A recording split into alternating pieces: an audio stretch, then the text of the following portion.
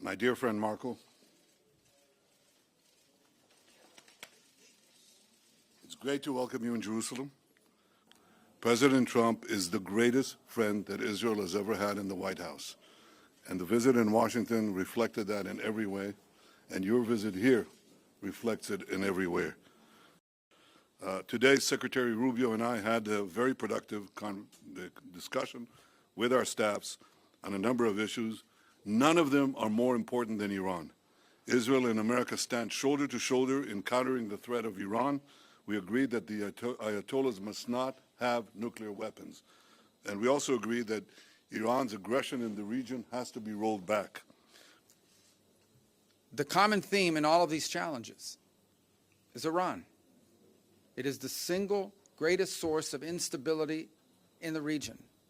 Behind every terrorist group, behind every act of violence, behind every destabilizing activity, behind everything that threatens peace and stability for the millions of people who call this region home, is Iran. And by Iran, I mean the Ayatollahs. By Iran, I mean its regime. A regime who, by the way, its people don't support. The people of Iran are victims of that regime. And there can never be a nuclear Iran. A nuclear Iran that could then hold itself immune from pressure and from action. That can never happen. The president's been clear about that as well. President Trump and I are working in full cooperation and coordination between us. We have a common strategy, and we can't always share the details of this strategy with the public, including when the gates of hell will be opened, as they surely will if all our hostages are not released until the last one of them. Israel is determined to achieve all the war objectives we set after the horrific attack on October 7th. We will bring all our hostages home, and we will ensure that Gaza never again poses a threat to Israel. The unequivocal support of the United States on Gaza will help us achieve these objectives faster and set us on a path for a different future. The president's also been very bold about his view of what the future for Gaza should be.